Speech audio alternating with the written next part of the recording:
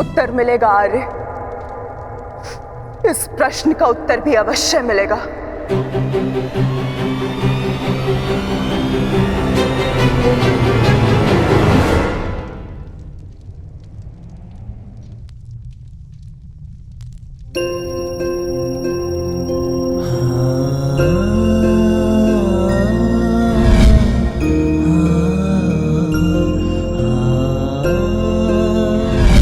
ये श्राप मुझे क्यों नहीं मिला कि मैं युद्ध में बाण चलाना भूल जाऊं।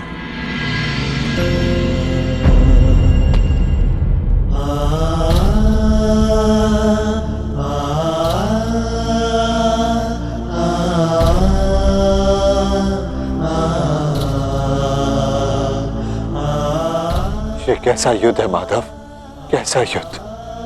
न्याय के लिए हमने अपने ही ज्येष्ठ का रक्त बहा दिया, और क्या बलिदान मांग रहा है ये महायुद्ध हमसे। कब होगा इस महाविनाश का अंत माधव, कब होगा।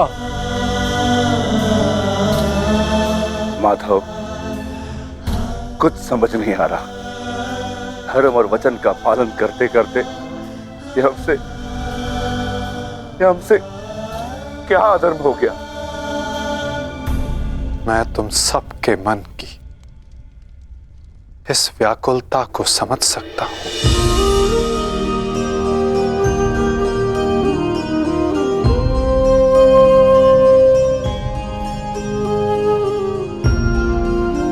तुम सब इतने समय से इस सत्य से वंचित थे, किंतु इसका कारण स्वयं तुम्हारे ज्येष्ठ थे। और जब सत्य समक्ष आया तो बहुत विलंब हो चुका था।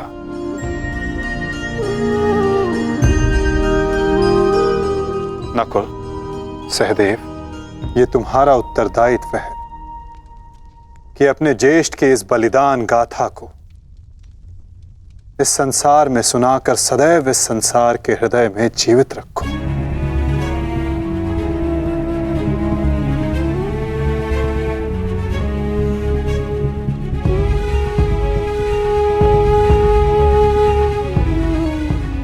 पार्थ, तुम्हारे ज्येष्ठ अंगराज कर्ण सदैव इस युद्ध के प्रारंभ से पूर्व अपना अंत जानते थे।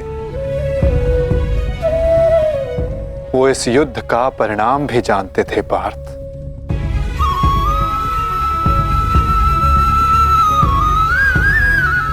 परंतु चिंता मुझे उनकी है जो देख नहीं पाते, क्योंकि जो देख नहीं पाते उनकी इच्छाओं का परिणाम बहुत घातक सिद्ध हो सकता है।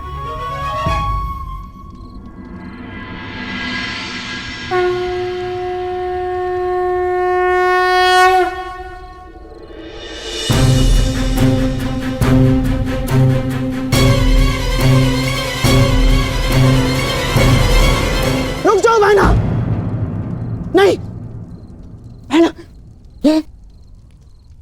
ये क्या करने जा रही हो तुम? इस समय ना तो मैं आपकी बहन हूँ भ्राताश्री, और ना ही हस्तिनापुर की महारानी गांधार नरेश। इस समय मैं एक माता हूँ, एक माता जिसे महादेव से उत्तर चाहिए उसके साथ हुए अन्याय का। और जब तक मुझे वो उत्तर नहीं मिल जाता, आज मुझे कोई नहीं रोक सकता। मूर्खता मत करो बहना। गांधारी, इस भांति अग्नि को आलिंगन देने से कुछ नहीं मिलेगा। इससे पूर्व मेरे आलिंगन में आने को शेष मेरा अंतिम पुत्र भी काल के गाल में समा जाए, महादेव को मेरे प्रश्न का उत्तर देना ही पड़ेगा।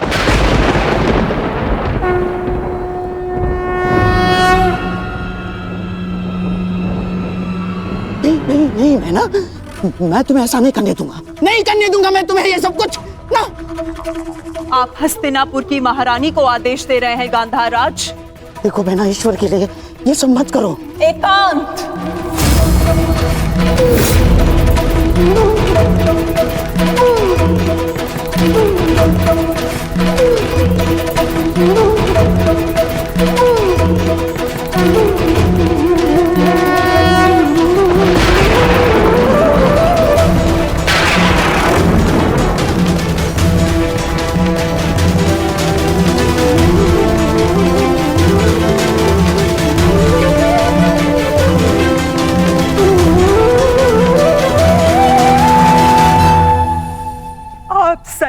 के देव है ना महादेव,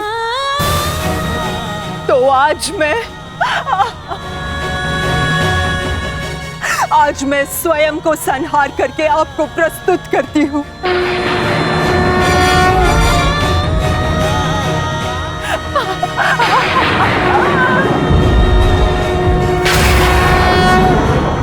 आपने मुझे शतपुत्रवती होने का वरदान दिया था महादेव, परंतु आज मैं आपसे ये जानना चाहती हूँ, क्यों आपने मेरा जीवन अभिशाप बना डाला महादेव?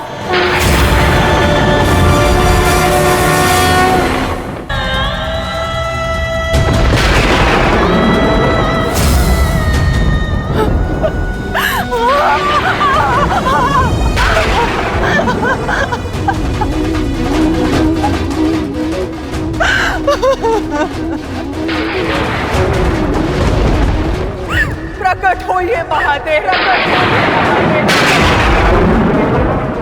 प्रकट होइए। आपने मेरे जीवन को एक जीती जागती चिता बना डाला है। ये माता अपने पुत्रों का हंसता हुआ मुख नहीं देख पाई,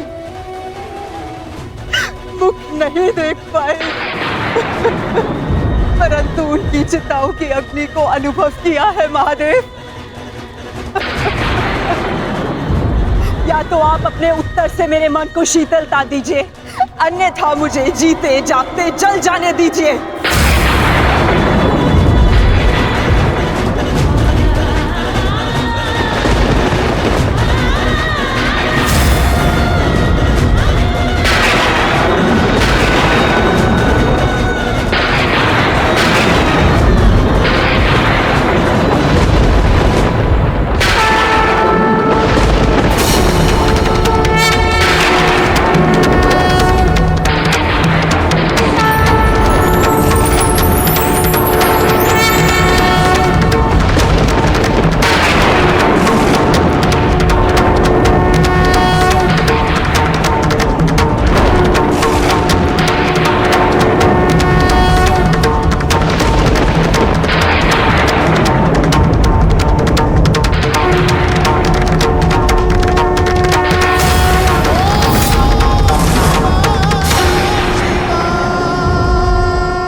किस प्रश्न ने तुम्हें इतना विचलित कर दिया है गांधारी?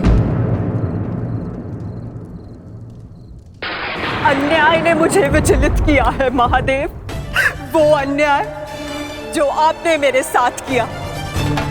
मेरे 100 पुत्रों के वरदान को 100 पुत्रों के नाश के अभिशाप में बदल दिया है उन पांडवों ने। बोलिए महादेव, बोलिए, ये कैसी नीति है आपकी? ये तो नियति है गांधारी। हर एक के जन्म के साथ उसकी मृत्यु निर्धारित होती है। उसे लेके मनुष्य विचलित हो सकता है, परंतु ना ही ये अन्याय है और ना ही प्रतिशोध का कारण। नहीं महादेव, मैं ना तो यहाँ प्रतिशोध के लिए आई हूं और ना ही प्रतिकार के लिए। ये एक माता है जो आपके समक्ष खड़ी है, जिसके 99 पुत्रों का निर्दयता से वध कर दिया गया है। उसे केवल एक पुत्र की सुरक्षा चाहिए। मुझे दुर्योधन की मृत्यु नहीं देखनी है। आपका वरदान झूठा नहीं होना चाहिए महादेव। जिसे आपने 100 पुत्र होने का वरदान दिया, वो निसंतान नहीं मरनी चाहिए महादेव। जो हानि मेरी कोख को अब तक हुई है उसे मैं सह लूंगी, किंतु मेरा अंतिम शेष पुत्र दुर्योधन, मैं आपसे उसकी सुरक्षा मांगती हूँ महादेव। मेरे पुत्र की रक्षा कीजिए महादेव। उसे भीम के प्रहार से बचा लीजिए। पांडवों को अस्त्र देने वाले महादेव, यदि आज मेरे पुत्र को ढाल नहीं देंगे तो मैं स्वयं आज अपने प्राण उसके लिए समर्पित कर दूंगी।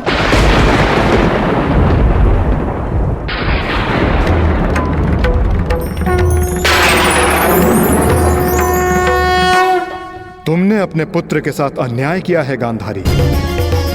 एक माँ अपनी संतान को देख देख जितनी प्रसन्नता पाती है, उसकी संतान अपनी माँ की दृष्टि से उतनी ही शक्ति भी पाती है। परंतु मैं कुछ समझी नहीं महादेव। तुम्हारे पुत्र की सुरक्षा अब तुम्हारे हाथ है गांधारी। वर्षों से आंखें बंद करके जो तप अर्जित किया है उसका प्रयोग करो। तुम्हारी दृष्टि तुम्हारे पुत्र के शरीर को वज्र का बना देगी।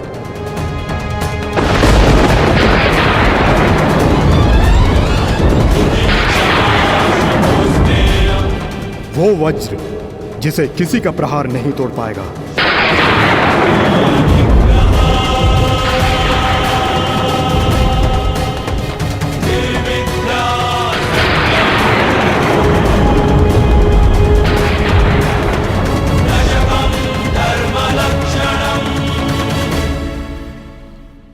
ये आपने क्या कर दिया महादेव? आप स्वयं धर्म स्वरूप हैं महादेव, फिर धर्म स्थापना में आप बाधा कैसे बन सकते हैं? धर्म स्थापना के लिए दुर्योधन का नाश आवश्यक है महादेव, और आपने दुर्योधन को अटूट ढाल दे दी। मैंने वही किया जो परिस्थिति के अनुकूल था। परंतु नियति के लिए तो प्रतिकूल था ना भोलेनाथ। मेरा परम भक्त यदि मुझसे कुछ मांगता है तो मैं उसे मना नहीं कर सकता माधव। ये तो आप जानते हैं।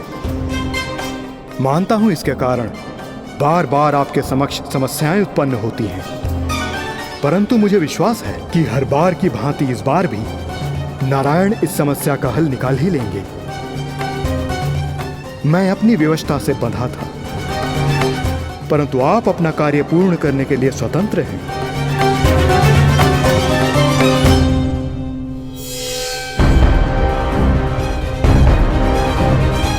नियति के अनुकूल पर नीति के प्रतिकूल।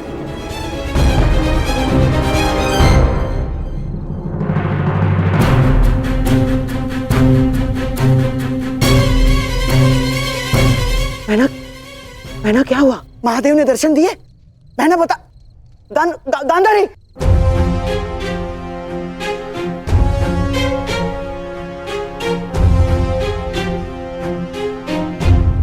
महारानी। दासी, युवराज दुर्योधन से कहिए मैंने उन्हें अपने समक्ष प्रस्तुत होने का आदेश दिया है। तुरंत।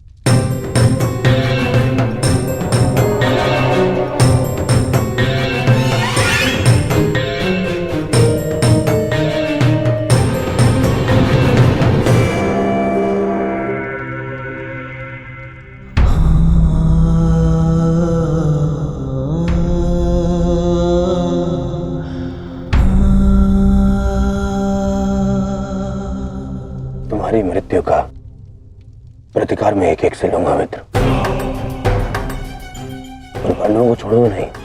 उन्हें तुम्हारे साथ किए गए अन्याय का प्रतिकार चुकाना होगा मित्र।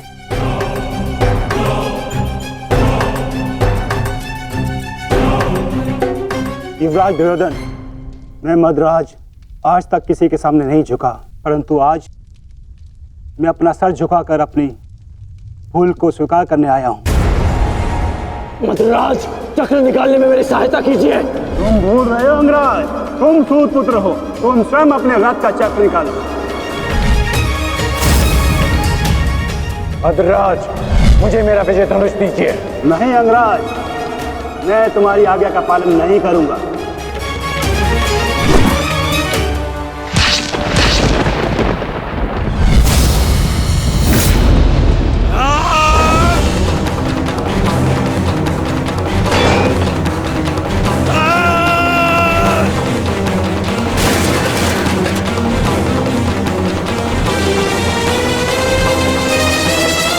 लज्जा नहीं आती है आपको?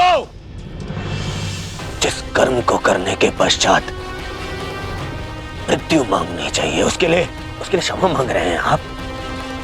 ऐसे कर्म को करने के पश्चात आपका अब साहस कैसे हुआ मुझसे क्षमा मांगने के लिए?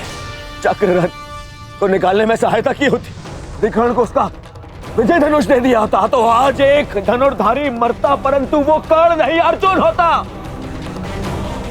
आपने अपनी व्यक्तिगत शत्रुता मिटाने के लिए एक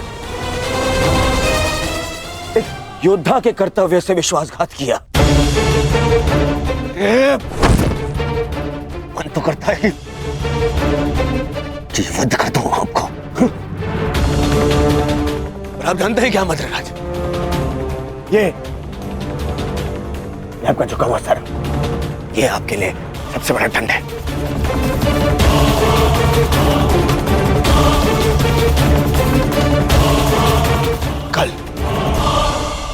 कल प्रातःकाल सूर्योदय से पूर्व आप युद्ध भूमि से अस्त हो जाएंगे।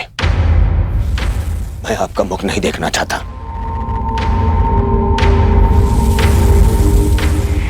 मैं कर्ण की मृत्यु का प्रतिशोध लेना चाहता हूं युवराज।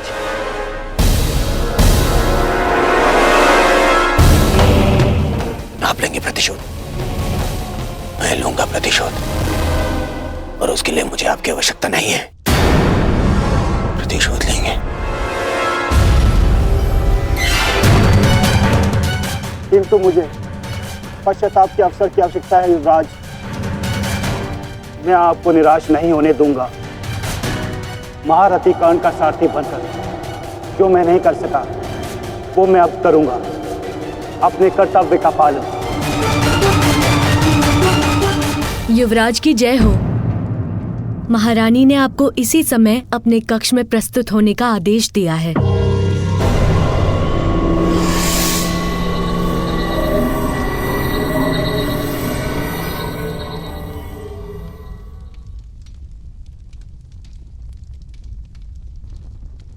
पिताश्री, माता ने यूं अचानक मुझे स्मरण क्यों किया? इस समय एक माता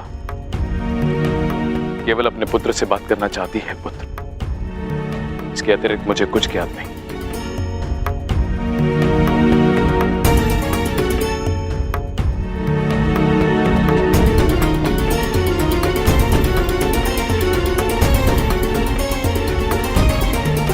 प्रणिपात माता,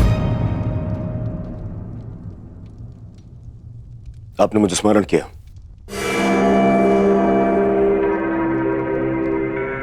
हाँ पुत्र, स्मरण किया, क्योंकि मैं तुम्हारा मरण नहीं देख सकती। संपूर्ण जीवन तुम्हें केवल एक ही पीड़ा थी ना, कि तुम्हारी माता ने तुम्हें एक बार भी नहीं देखा। स्मरण है दुर्योधन, युद्ध प्रारंभ होने से पूर्व तुमने कहा था, युद्ध से पूर्व एक बार, बस एक बार मुझे अपनी दृष्टि से देख लीजिए माता। आज मैं अपनी और तुम्हारी इच्छा पूर्ण करना चाहती हूँ दुर्योधन। आज मैं तुम्हें देखना चाहती हूँ पुत्र। सच माता, किंतु माता, अब जो मैं करने जा रही हूं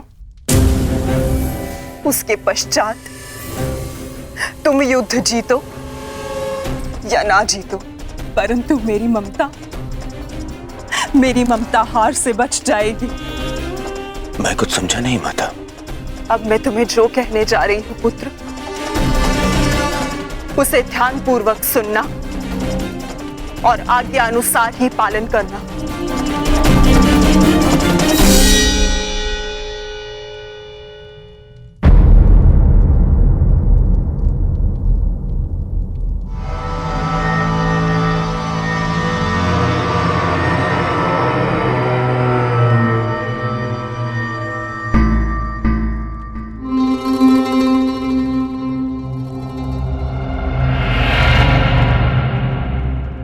दुर्योधन,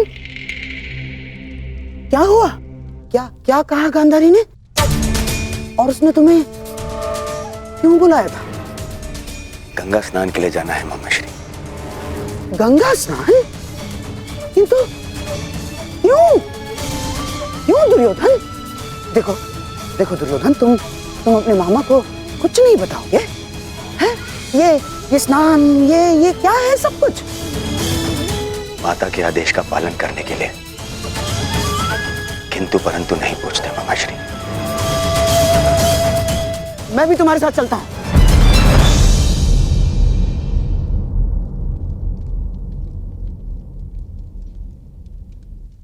नहीं मामाश्री, ये यात्रा मुझे अकेले करनी है।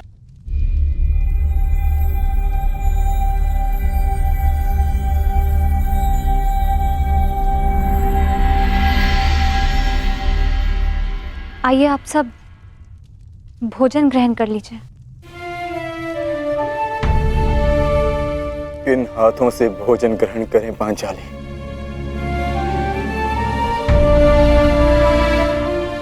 इन हाथों से जो अपने ज्येष्ठ के रक्त से रंगे हुए हैं।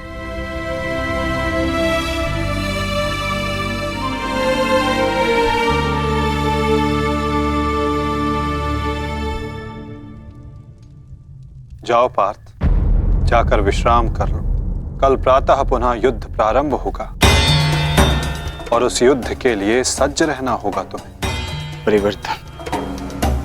परिवर्तन के लिए ज्येष्ठ ने अपना जीवन त्याग दिया।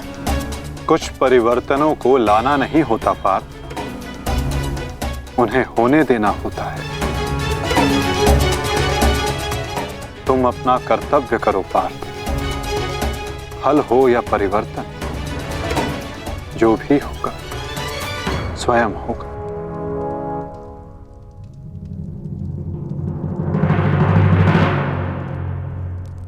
आप कहां जा रहे हैं माधव?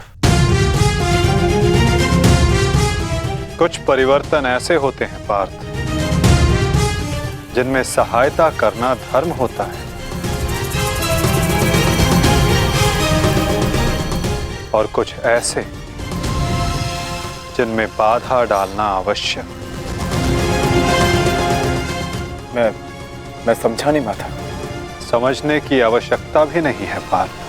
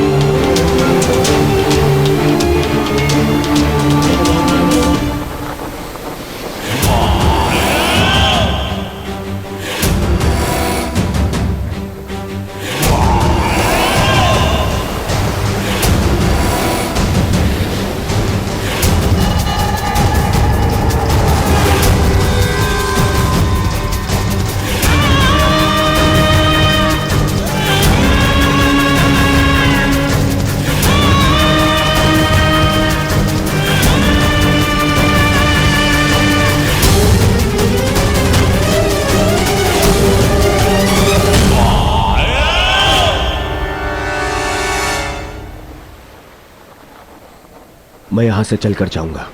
क्षमा करना युवराज, किंतु माताश्री का आदेश है। मुझे पूर्णतः निर्वस्त्र होकर उनके समीप जाना है। परंतु यहां से महल तक का मार्ग बहुत लंबा है प्रभु। आपको कुछ पहनना होगा। अगर प्रजा की दृष्टि में आए तो राजवंश उपहास का भाजन बनेगा।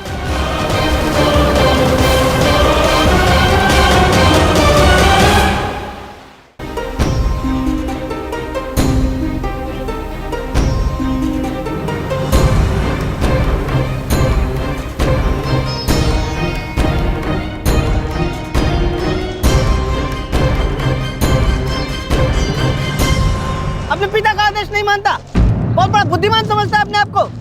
क्या कहा था मैंने? बछड़े की डोर हाथ में रखना समझता नहीं है? बहुत बुद्धिमान है तू। क्या समझाया था मैंने? क्या कहा था मैंने? क्या पूछ रहा हूँ मैं? क्या समझाया था मैंने? ये क्या कर रहे हो? क्यों इस बालक को कष्ट पहुंचा रहे हो? अब तुम कौन हो हमारे बीच में आने वाले? ये मेरा पुत्र है, मैं जो चाहे इसके साथ वो करूं। तुम हमारे मध्य में आने वाले कौन होते हो? मैं हस्तिनापुर का युवराज हूँ। क्षमा करिए युवराज, मैंने आपको पहचाना नहीं, परंतु वास्तविकता ये है कि इसने अपने माता पिता के आदेश का पालन ही नहीं किया। मैंने इसे बताया था, बछड़े की डोर कभी हाथ से मत छोड़ना, सदैव डोर अपने हाथ में ही रखना, परंतु ये नहीं माना। इसने बछड़े की डोर को अपने हाथ से छोड़ दिया और बछड़ा खो गया। अब आप ही बताइए मैं क्या करूं? परंतु आप इस भांति अर्धनग्न अवस्था में मेरी माता का आदेश है। देख, सीख इनसे कुछ। हस्तिनापुर के युवराज होते हुए भी अपने माता पिता के आदेश का अक्षरशः पालन करते हैं। धन्य हैं आप युवराज। माता पिता के आदेश का अक्षरशः पालन करना, माता पिता ने जो भी कहा है, जैसा भी कहा है, उस कार्य को उसी अनुरूप करना कोई आपसे सीखे युवराज। पुत्र, तुम्हारे पिता उचित कह रहे हैं। तुम्हें अपने माता पिता की बात माननी चाहिए।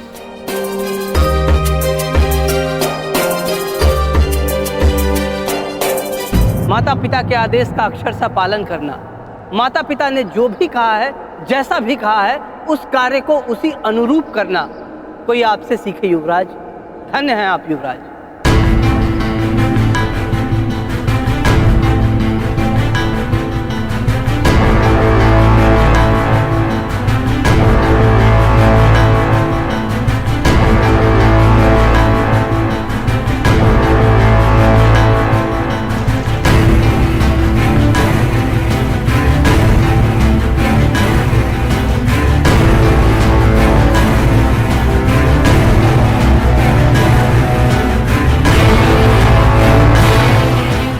माता के आदेश का पालन कर रहे हो दुर्योधन, परंतु गंगा स्नान के पश्चात यूं वस्त्रहीन क्यों होकर आए हो? माताश्री का आदेश है मामाश्री, निर्वस्त्र होकर आना है। बुद्धिहीन हो दुर्योधन। माता के लिए तो बालक ने गर्दन से नीचे भी वस्त्र ना पहना हो तो वो नग्न कहलाता है। और शास्त्रों में भी लिखा है कि युवा होने के पश्चात एक पुत्र ने अपने माता के समक्ष और एक भाई ने अपने बहन के समक्ष निर्वस्त्र नहीं जाना चाहिए। पुत्र पौत्र वाले हो गए हो ना दुर्योधन, न जाने तुम्हें बुद्धि कब आएगी। माता के समक्ष यूं अवघड़ बनकर जाओगे?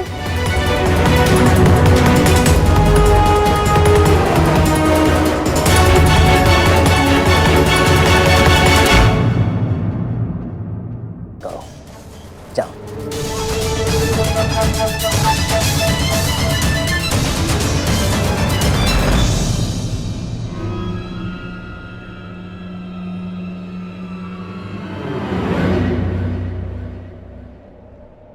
कहां से आ रहे हैं युवराज?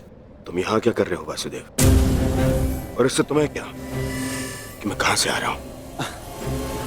मेरा कुछ नहीं युवराज, परंतु जब आपकी माता ने अपने समक्ष आपको नग्न अवस्था में आने का आदेश दिया है,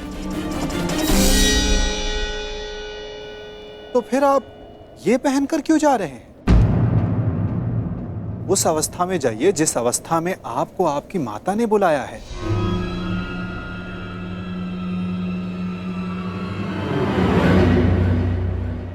देखिए युवराज, जब माता पिता कोई आदेश दें तो बिना संकोच करे उनके आदेश का पालन करना चाहिए।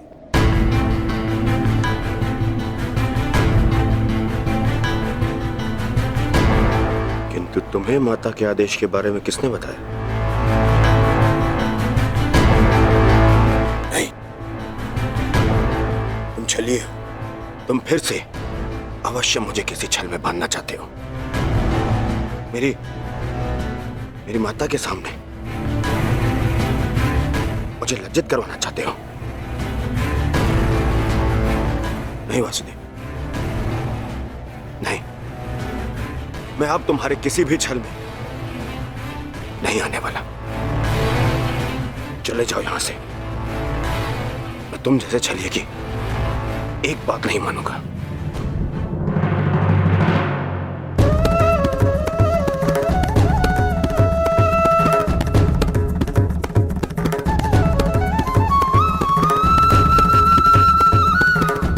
मेरी एक बात नहीं मानना चाहते दुर्योधन, परंतु बात मेरी ही मानिए।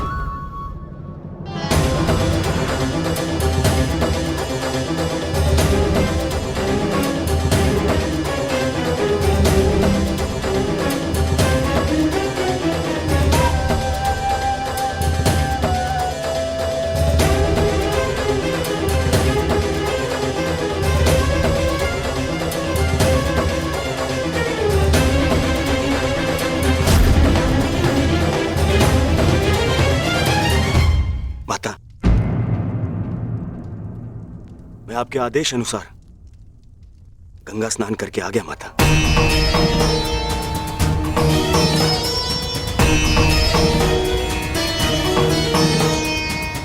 मैंने जैसे कहा था तुमने वैसे ही किया है ना पुत्र? जी माता। तो सज्ज हो जाओ पुत्र। अब मैं तुम्हारे शरीर को वज्र का बनाने जा रही हूं।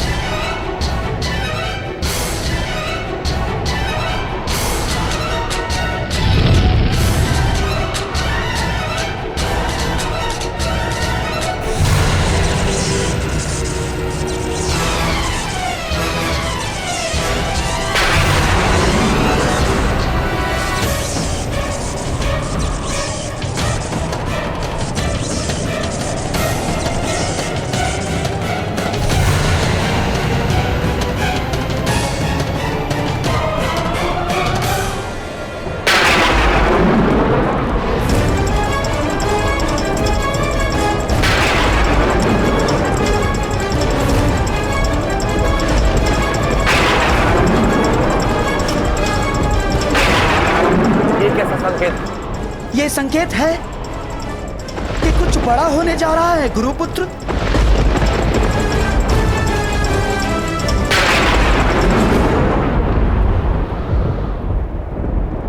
ये सब क्या हो रहा है आर्य? आपके गांडीव से ये स्वर कैसा? ये स्वर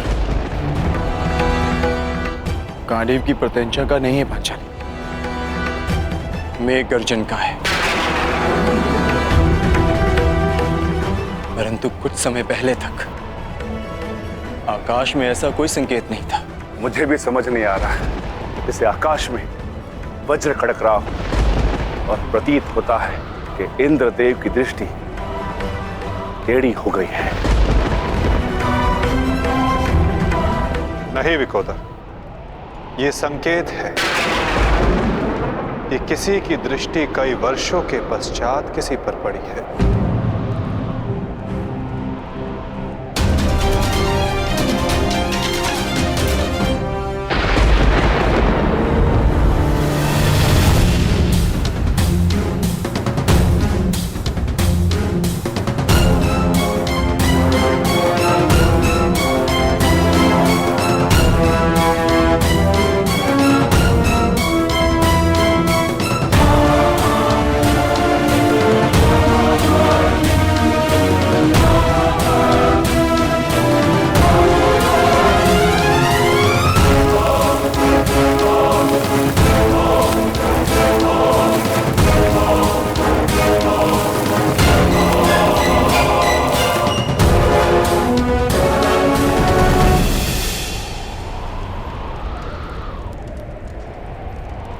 मेरा मंतव्य पूर्ण हुआ पुत्र।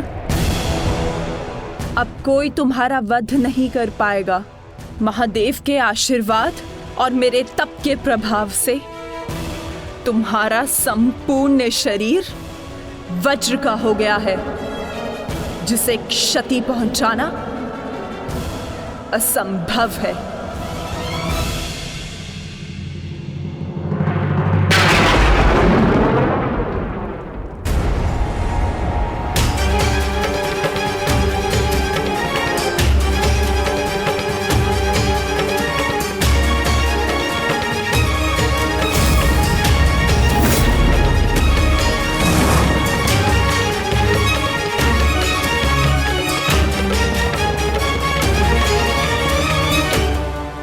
क्या किया दुर्योधन? मैंने तुम्हें निर्वस्त्र होकर मेरे समक्ष प्रस्तुत होने का आदेश दिया था, तो तुम क्यों ये अंतर्वस्त्र पहनकर आए? माताश्री, बहना, क्या हुआ? क्या हुआ? क्या हुआ बहना? महादेव के वरदान का उपयोग करने के लिए मैंने दुर्योधन को निर्वस्त्र मेरे समक्ष प्रस्तुत होने का आदेश दिया था, ताकि इसका सारा शरीर वज्र का बन जाए। परंतु ये क्यों किया दुर्योधन? ऐसा क्यों किया?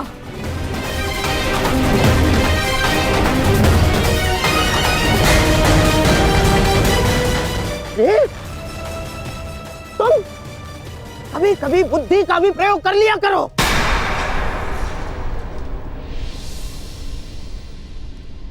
क्या कह रहे हैं मामाश्री? आप ही ने तो मुझसे कहा था कि माता के समक्ष पूर्णतः निर्वस्त्र होकर नहीं जाना चाहिए। आप ही ने कहा था। मैंने कहा? मूर्ख हो गए हो तुम। मैं कब मिला तुमसे? और ये सब कुछ मैंने नहीं कहा है तुमसे। नहीं, यदि आप मुझसे नहीं मिले तो वो कौन था?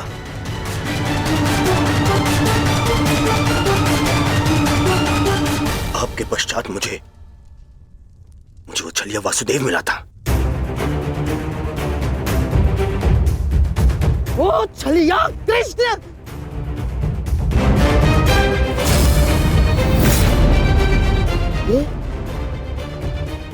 ये सब उस छलिए का किया धरा है दुर्योधन। मैं यहाँ से चलकर जाऊंगा, माताश्री का आदेश है। परंतु यहाँ से महल तक का मार्ग बहुत लंबा है प्रभु, आपको कुछ पहनना होगा। परंतु आप इस भांति अर्धनग्न अवस्था में? मेरी माता का आदेश है। माता पिता के आदेश का अक्षरशः पालन करना कोई आपसे सीखे युवराज। माता के समक्ष यूं अवघड़ बनकर जाओगे? लो, इसे अंगवस्त्र बनाकर धारण करो। जब आपकी माता ने अपने समक्ष आपको नग्न अवस्था में आने का आदेश दिया है, तो फिर आप ये पहनकर क्यों जा रहे हैं? उस अवस्था में जाइए जिस अवस्था में आपको आपकी माता ने बुलाया है।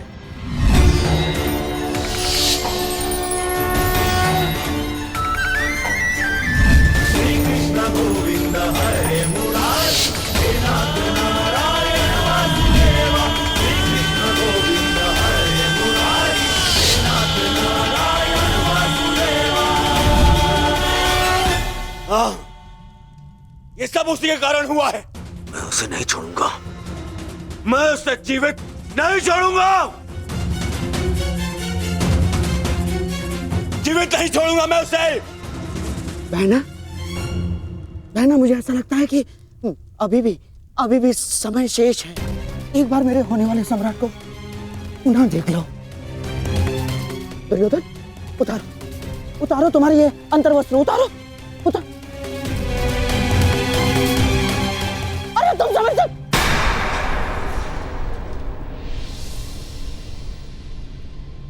कुछ नहीं बचा अब, कुछ नहीं बचा। वर्षों से संचित किया तप मैंने समाप्त कर दिया है भ्राताश्री। इसके पश्चात कुछ नहीं हो सकता।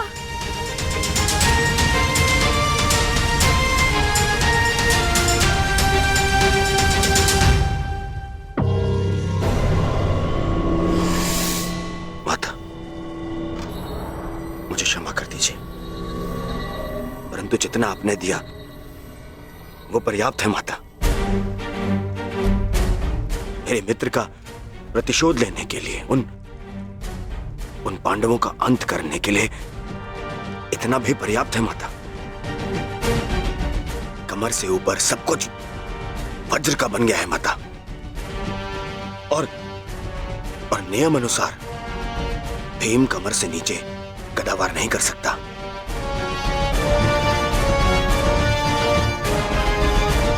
आप चिंता मत कीजिए माता।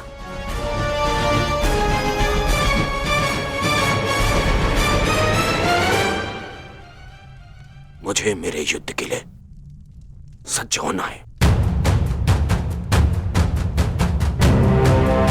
मुझे आज्ञा दीजिए माता। मैं वचन देता हूं कि मैं आपके इस आशीर्वाद को व्यर्थ नहीं जाने दूंगा। प्रणिपात माता। विजयी भव पुत्र, अवश्य ही तुम्हारी विजय हो।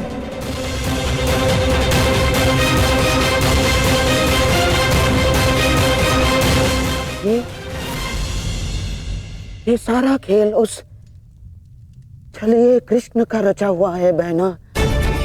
इसीलिए इस समय उसके मस्तिष्क में कोई ना कोई चाल तो अवश्य चल रही होगी।